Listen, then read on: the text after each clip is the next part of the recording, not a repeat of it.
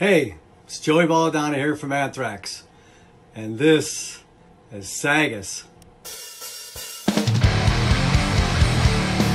Well,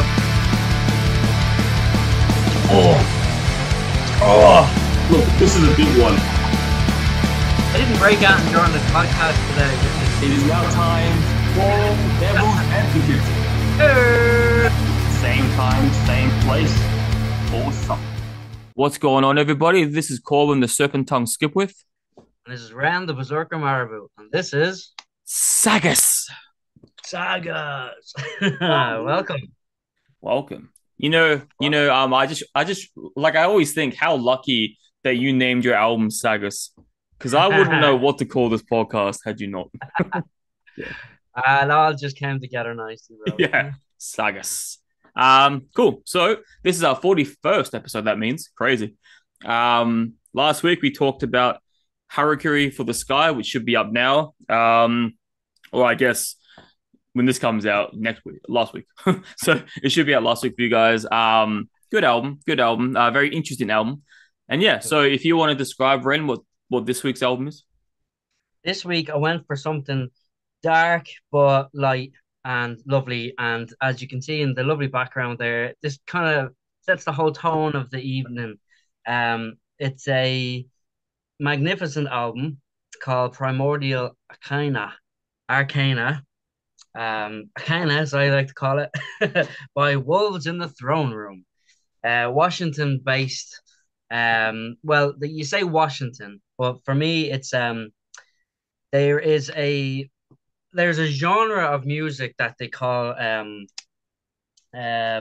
Cascadian metal, and it's like all these bands that come from this specific mountain range called Cascades Mountains in America.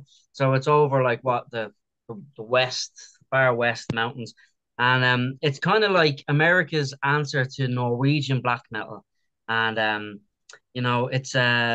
it's just this really interesting sound that a lot of these bands get. But these guys are, to me, the pioneers and the kings of the genre. So they'd be a good one to talk about, speaking about the genre. What was your first impressions, bro? So, all right. So for this week, I listened to this album probably 5 times throughout the week, because this happened to be the same week I had to study and do shit for the hip hop podcast and try set up the Patreon. So I had a few things going. So like I tried to put this on, and to me, this is one of those albums where it's like the more I listened to it, the more I fell in love with it. Which, to be honest, some of the albums we've done in the past hasn't had that effect on me. I'll listen to it a few times and I'm like, all right, I get it. Like I get it. But this is the album. This is one of the few albums where the more I listen to it, the more it grew on me. So one thing, I mean, there's many things to love about this, but the major thing for me is how on this album, and it's a real like love of mine, that it's like I love when bands do this finer detail, and I love it so much because most bands don't, is when they have like an amazing kind of beautiful intro and then end the track as well in like a beautifully done symphony of notes or piano or like chords. It's just like they don't just leave the song to the next one. They add something at the end as well as having the song gracefully done. So it's kind of like the musical equivalent of like a cornetto ice cream bowl. You got like the whole bar is delicious. There's no gap. It's just like filling all the way down to the bottom, to the tip. This is how I see it. It's a musical cornetto bar. And I guess it would be dark chocolate flavored because it's a very dark album. But yeah, first impressions, I love that specifically about it. And, this album just feels so so seamless to go through. It's 8 tracks, and there are some long tracks, 6 minutes, 7, 10 minutes. But what's funny is on my last listen to this album, which was like a few hours ago, I got so carried away listening to this album, because on my YouTube Music, I have autoplay on. So if I end an album, it just play something else like recommended. I had no idea the whole time that like I was 2 tracks into a whole different album, and I was like, wait, what? And then I realized I'd gone through the whole album and hadn't even stopped. So that's how much this album just towards the end just kept indulging me. So yeah, those are my first impressions.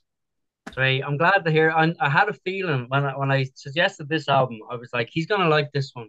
He's gonna like it for the intros. He's gonna like it for the intricacies and the flow between tracks. I was like, he's gonna like this one just for those reasons off the bat. But what makes this album interesting for me is there's the two brothers are the main guys in this band. There's Aaron Weaver and Nathan Weaver, and they just have this really interesting approach to writing, and the whole theme behind the band is nature and the forces of the world, like rain, fire, all that kind of stuff. And I actually have my own little name for this genre that these boys pretty much they're like the champions of it for me is I call it animistic metal. So it's like this spiritual uh you know coming together of like elements of earth and putting it into sounds. It's so cool. But they went a very different approach this time recording, because this time they went for a totally in-house sort of vibe. They have their own studio now called L Studios. I think it's in Washington area. I'm not 100% on that one. But it's most likely up in the forest in the woods or something, because these boys wanted to get submerged right into where they get their inspiration from. But what they did do is, which is really interesting, is they got a guy called Matt Colton to mix it. Or sorry, not mix it. They mix it themselves. Master it. And he's worked with, like, waiting to hear the list of bands, man. He's worked with Coldplay, he's worked with Muse, he's worked with George Michael, Hot Chip, Gary Newman, Peter Gabriel. It's like it just doesn't make any sense, right? But Wow. yeah, Erasure and all these kind of like pop acts and stuff. So when you put that together, it kind of that's what makes this album unique. They done it all in house. They done everything themselves, which is quite a gamble because they're on Century Records and they're coinciding with Relapse Records. So they're not just lads working independently in that. They have big backing, and I just thought it was a really interesting approach at this stage of their career, because they're together since 2002, and to work with a man like Matt Colton, who is he's really well known for doing something called half mixing or half cutting or something, and it's like great for vinyls and stuff. So they have a bonus, like a record, like a deluxe package record as well, with a slightly different plainer kind of album cover. But I'm dying to hear it on record because Matt worked on it. I'd say it's crisp as fuck, man. I'd say it's really nice. So yeah, it's definitely something I'm gonna save up my shillings for. Nice, nice. What's interesting for me is this has kind of a, this is gonna feel like triple deja vu for me, because I swear the past two albums we've talked about, I swear I've mentioned this band three times now. This would be, but like I can't help it. This album just reminds me of this style. The band Panopticon, the black metal band, they had the same style. It's just like sometimes there's vocals, sometimes it's just instrumental. It's like it's a cool mix, and obviously not many bands do that. But they find a way to pull it off, so like you don't need it. It's kind of like how post rock do it. Post rock sometimes will have no words and there's no words. This one I feel like it's the same thing. It's just like you can get lost in the album and you're not worried about all the different elements that you'd normally be worried about if you listen to like I don't know, a thrash album or a death metal album. You expect a certain sound, but for these guys, they're just blending, black metal, a bit of like dark ambient. They're mixing, a bit of post, a bit of I guess a bit of death metal. There's just so many elements that come together, and it just works so well. And like I said, it's technically a 7-track album, but there is a bonus track, which, to be fair, I only listened to once, and that was on the last listening to it when I didn't realize I'd finished the album. But that was the first time I listened to it. But the 7 tracks, I mean, even like the 10-minute track, how they how they make the whole 10 minutes and 44 seconds run so smoothly. There's not a second wasted. We've talked about it plenty, how sometimes a track that might be 7 minutes long can just drag or fuck.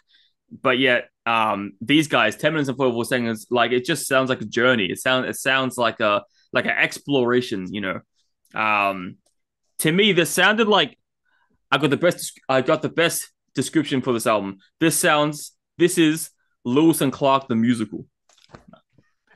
An exploration of epic proportions. That's what this album should be called. Because honestly, I can't pronounce the actual name.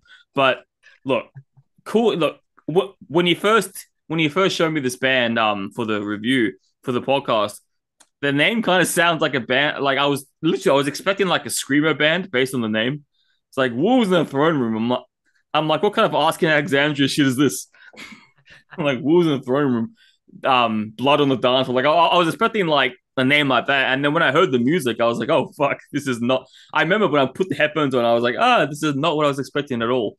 And besides Behemoth, this might be your darkest, your heaviest recommendation, which anyone who doesn't know Ren, I was just as shocked as you guys would have found that he is the softest metal taste of all time.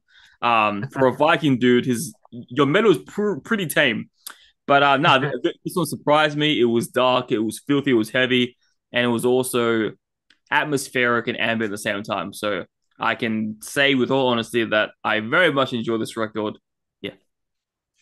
Yeah, it's funny, isn't it? Like I think I've gotten a bit as my years go older and bigger years, I just I've tamed down quite a bit. It's funny, I'm actually working on a new track at the minute that I feel like gone too far into the non-heavy world.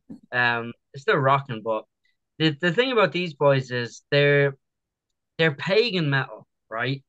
But there's so much more, so much else going on. It's just a huge, monolithic sound, and they stick to their roots, and they this is I can totally relate to this, bro, and we've talked about this before. When I moved up here to Donegal, the top of Ireland, anybody who doesn't know, it's there's a lot more land, let's say. There's mountains, there's rivers, there's the sea, there's everything, nature.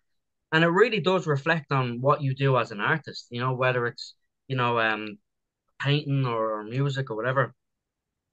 And when you hear a band that take that inspiration from the land that they're, spending time in, you can really hear it. And I love that. It really stands out to me. It's beautiful.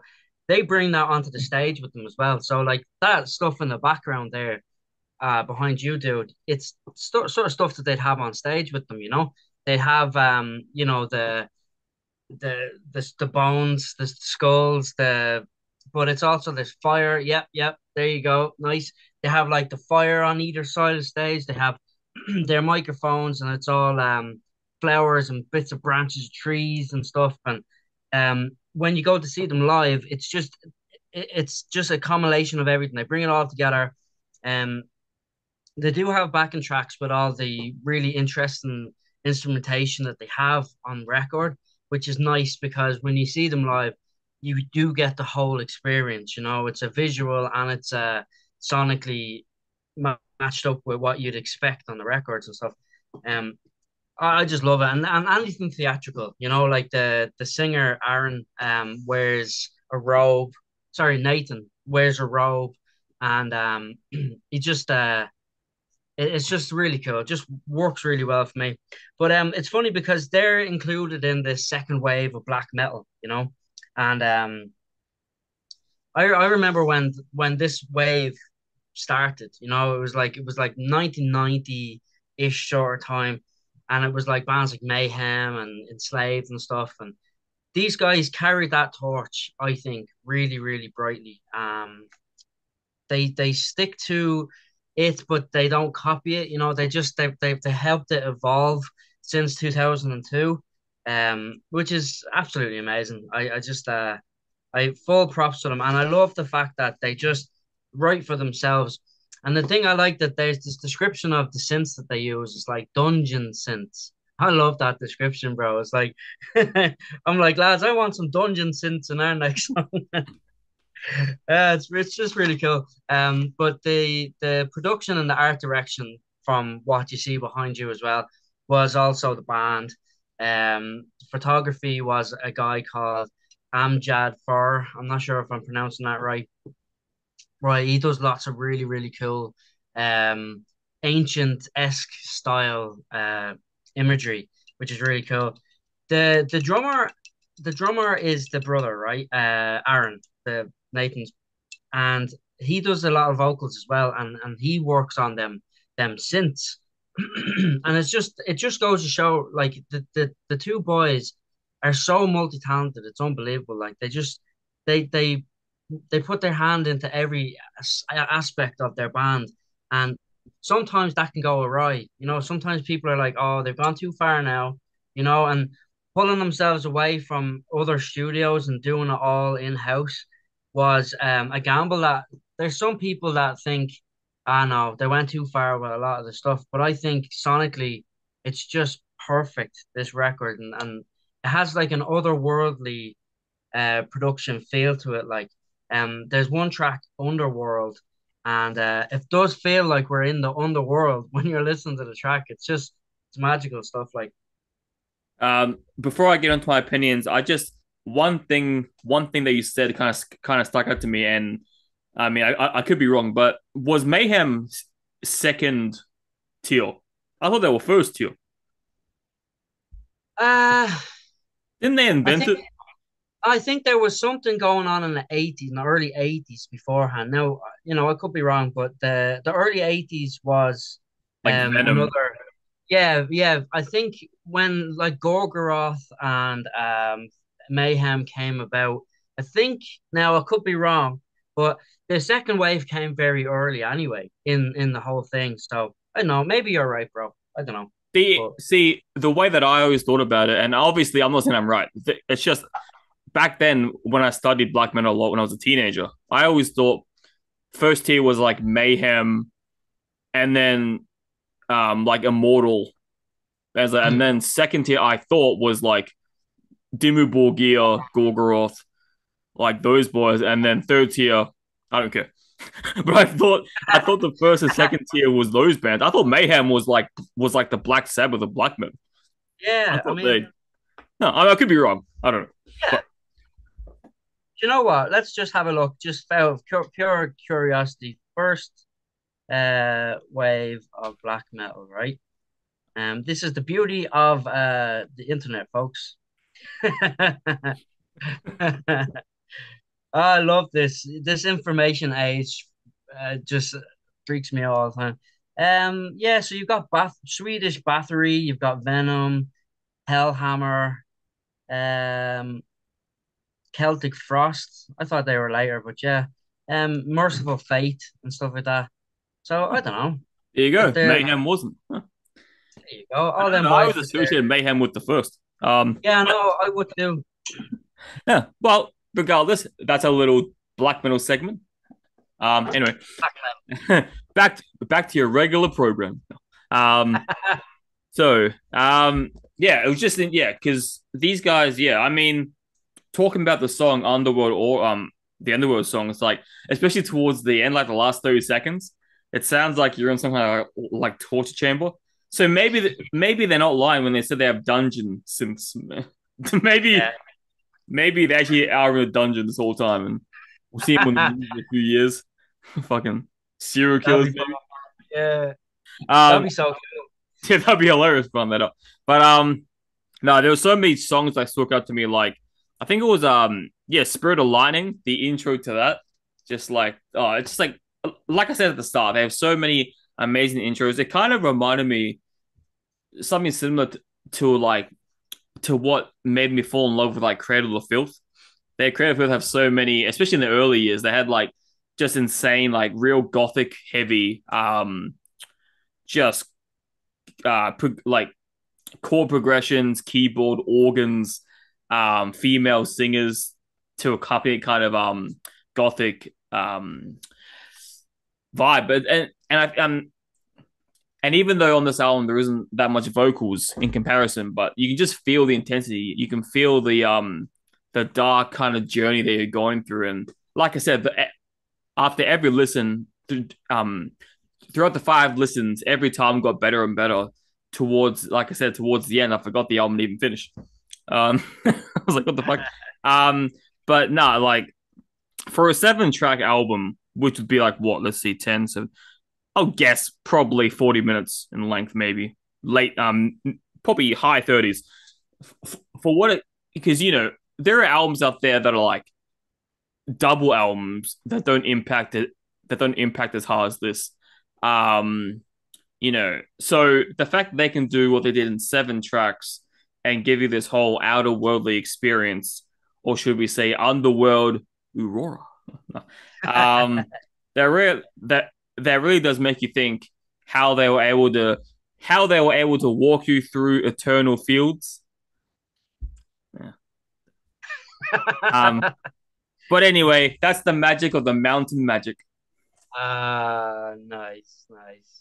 That was very masterful of you, Storm and Rain.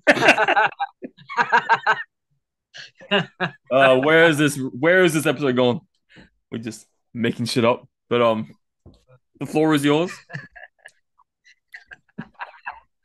Oh fuck, man. Yeah. Well, yeah. I mean, they did. They took. Let me just try and ground myself there.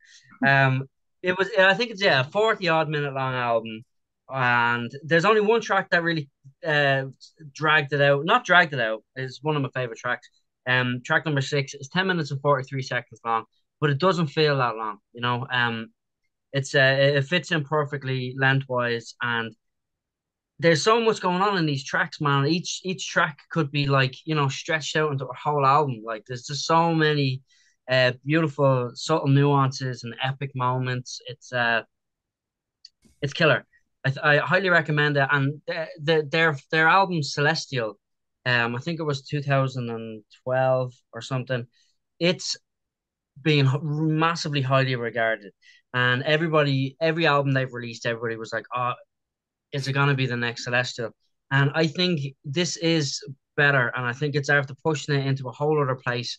And it's simply because I think that they worked on it in their own studio, spent their time at it that way. And it's just, yeah, it conjures up all these really cool, like we were saying, under and overworldly things. Uh, this just ancient shamanic uh pagan vibe, and that's what's really stood out to me, because there's one of the tracks where they mention Thor, not as obvious as I would in a track, but it's just nice to hear.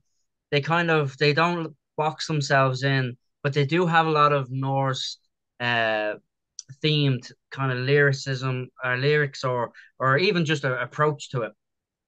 And they like wearing their hammers as well, bro, so it's yeah, when I want something dark and I want to just sit and just like sit in a, a, a lower mood, lower frequency, these are the boys I go to, because they have, like you mentioned, death metal. There is a couple of chunky death metal riffs in there as well. I mean, they're sparsely thrown in.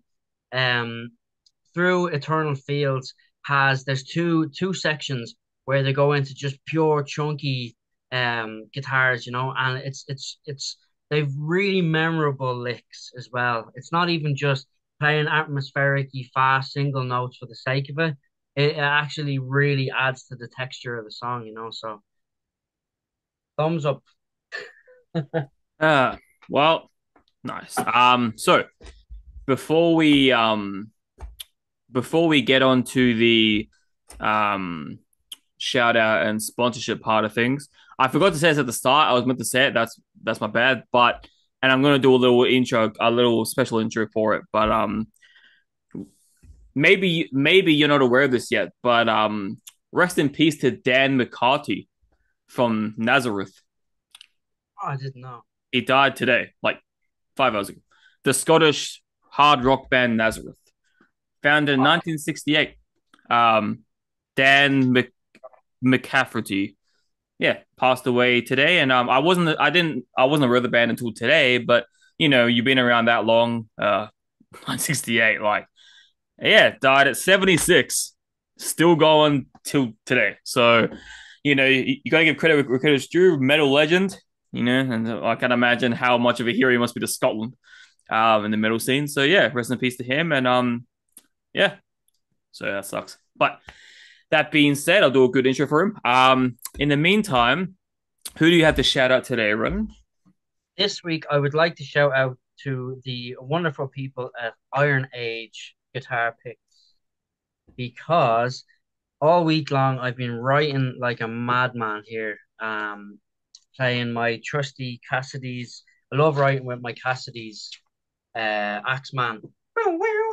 But what really complements it is the Iron Age picks, especially the signature ones that they made me from the ebony, and you can see the Berserker symbol scribed in there. They make absolutely amazing, epic picks for people. So anybody is looking to get something, they make a lot of really cool. You don't have to be custom made. That's a whole other ball game. But they do, your standard kind of fellas. But they just put a lot of effort and love into their work. This is one of my favorites. It's a shamrock, an Irish shamrock vibe, Iron Age, but it's glass. It's kind of like the glass that you'd find in the ocean. That kind of vibe. And then they've got speaking of Norse mythology things, they have this very cool Fenrir pick that glows in the dark. Can't see it here now, but they have a whole range for different ancient genres. They've got like the Greek one, they've got the Norse stuff, and it's just really cool. Like so I don't know. I was just sitting going through all different picks, for different when you're recording. I find that sometimes you need a thicker pick, sometimes you need a rounder one. So these boys have everything, and I was like, man, I'm very lucky to be able to just reach in and grab whatever I wanted from these guys. So yeah, highly recommend ironageaccessories.com. Nice. Well, time for me to start. So first I want to shout out, there is only one Elvis, or Josh Freeman. We'll keep it there's only one Elvis. He's a artist and also a merch maker, as we found out recently. He runs his own band. There's only one Elvis, and he does everything by himself. He's a one-man band, literally. And as of late, the past few weeks, we've had a collaboration with him, which will be hopefully a permanent long-term thing. And he has our official first wave of merch, which is none other than this. This is the hoodie version. So I got the jumper, but this is what it looks like. It has a hood on top. This one's a large, and it says "fuck work, listen to SAGAS Metal Podcast," and on the back, if it will show, has the logo. Yeah, boy. So nice. Pretty hyped about it. Once he gets the European store up and running, yours will be to you. I've already sent some to some of our sponsors and our big time listeners, so to get the word out. Yeah, go check out. It's on www.storefrontier.com/DIY clothing. And while you're there, make sure to also get some of his own merch as well, because that's also sick, because he designed it all. So make sure you go to search out There's Only One Elvis on Spotify, social media, everywhere. Go check out his music. It is amazing. He has a new album coming out soon, next year. We'll definitely have him on there for that. Amazing guy, amazing music, amazing merch. Perfect partner to have with us. And I think for this week, I'll stick it to one just like you, Ren. Wow, that's a shocker. Happy days. Yeah, big shout out to Josh. He's an absolute legend, a good buddy, and I've been on two labels side by side with him over the years, and yes, stellar human, absolutely talented. Nice. Now, take it away, Ren. The devil's advocate. The devil's advocate.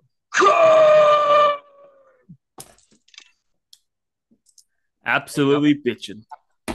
Ah, Um, all right. So before we do that, get my thumbnail shot. I'm sure we'll use none of those. So, all right. Favorite track. So for me, it was between two tracks. It was between Spirit of Lightning, specifically due to that intro. It was a fucking amazing intro. It was between that and Primal Chasm, Gift of Fire. They both had actually this whole album's full of amazing intros and outros. Uh, I remember when I first listened to this album, my first way through, and when I heard that end of the song, dead quiet until it, and then before, because at the time I didn't know there would be other stuff at the end, and when I heard that quiet for just a few seconds, I'm like, fuck, I hate this shit. Like, and I was about to be so critical. I was about to skip ahead, and then I heard more stuff. I'm like, oh, okay, that's good. And then my whole opinion changed. So good thing I didn't skip ahead. But yeah, and between I can't choose between Spirit of Lightning and Primal Chasm because they both have amazing outros, amazing intros, and like an amazing production value all around. So yeah, those two are in my fighting spot for the top. As far as worst track goes, this probably had to be one of my hardest ones because it's like, I mean, as we always do here, it normally ends up like nitpicking towards the end because like very rarely is there a standout song that just sucks in what we review. It's just not that we're going out of our way to choose just perfect albums. It's just somehow we haven't gone. I don't think we've gone to that point where we both find this shitty song yet. But for me, the song that let's just say impressed me the least would be Mountain Magic, the first track. Only because I feel like this didn't really have an amazing intro like the rest of them. It just kind of kicked in, which isn't a bad. I mean, for a normal album of this caliber, that's not a bad thing. But considering how much the other tracks do add that little intro outro flavor, I felt like it because we had to choose one that this one just felt like your standard black metal-ish tune to me instead of an incredible adventure like the other 6 or 7 if you count the bonus track. So yeah, I'm choosing Mountain Magic with a K, because unfortunately, as hard as I tried through Eternal Fields, I couldn't capture the Spirit of Lightning. ah, nice, nice. Yeah, well, I tell you, I'm 50-50 with you this week. I think um, Mountain Magic is a great song for opening the album, right? And it does straight away, it kind of draws you in. But when you listen to the rest of the album and you hear the vastness, Mountain Magic was a single, and rightly so. You know, it's one that would appeal to a broader spectrum of people. It's fierce. It's fiercely melodic, is what I was thinking. It's got a beastly, massive fucking vocal. It's the bridge is wicked with all that synth stuff. But it's just a really good opening track, and the rest of it from Spirit of Lightning. When you hear that harp and other layered instruments at the start, it's just like it just has a more orchestral kind of vibe to it, you know. So it brings you into a different place. So yeah, I'm with you on that one. My favorite track I found very hard to figure out as well because I mean Mountain Magic is a phenomenal song. So to try and piece together the other 5 that weren't the last track, which is instrumental, more of a meditative. You could actually listen to the last track and the bonus track and just sit there meditating. You know, it's I kind of did a little bit of that yesterday. And when I was supposed to be working, I was like, oh, I'm just gonna sit here and meditate, and then I fell asleep, you know. So I was supposed to be doing work. I think Masters of Rain and Storm peg it for me because the very first lyric of the song is God of Thunder, wield your hammer. So, you know, I'm straight in. Rainbow and storm cloud take the passage. So it's talking about my main man, Thor. So you know, I can't there's nothing else gonna compete with that with me. But Underworld Aurora, the Ravens at the start, just beautiful. It's just a massive track. Um, and then Primal Chasm, Gift of Fire. That riff at the start is just absolutely killer. I love it. The delivery of this track, the performance on the album, from everybody, it's just stellar, stellar work. So it's a killer album all around, I think. So there you go. 50-50 with you today. You know, before we announce what album's coming next, I do want to ask you, have you because you mentioned Thor, have you seen the character design for Thor and God of War? No. I was, Oh, I did. He's overweight, right? I sent you a photo just now. Yeah. All right. Because I want your opinion, as you know Norse mythology. Is that the correct representation of him? It's closer to it than the Marvel Thor anyway, because he's ginger for first of all, he was, he's more historically correct. I think the weight thing might have been slightly exaggerated, just to make a point that it's different from what we think. But yeah, it's nice to think of him as this blonde, muscle bound dude. But he's still a super powerful dude either way. But the ginger definitely, and it makes me feel better about myself as well. There you go. I was always curious because I don't know shit about Norse mythology. I'm like, oh, you know. Nice. Because I heard a lot of people say that this version's the historically accurate one, and I'm like, oh, okay, cool. Yeah. So, well, there you go. Now you have a real Vikings opinion. So, fun episode today. Next week we're gonna have a special guest on who you'll see next week, or the week after, I guess. Whenever it comes out. We'll be. I always get confused at the time because we pre-record a week in advance. So we're gonna be covering the band Carnifex and their 2021 album Graveside Confessions, which should be exciting because, like I said, we're gonna have one of the members of the band come on and talk about this album, which I'm super excited about. I've already contacted him. I've got it all planned out. Yeah, so that'll be fun. Any other news before we kick off? News. I have a new EP coming out on the 16th of November. It's for my recently passed father. It's dedicated to him, and all the tracks are about Odin, the All Father. So there's a cool track on that called King of Asgard that I think everybody's gonna like. It's pretty bitchin'. It's like a hard rocking Viking tune. So yeah. We've loads of actually other interesting stuff coming together now as well. I haven't even told you about, so it'd be keep your ear to the ground. Oh my God. Wow. I have to say I'm quite ashamed, but keep but in my shame, I will take the humble route and take the Skylab passage. Nice. And as we always say, same time, same place, or something. Or something.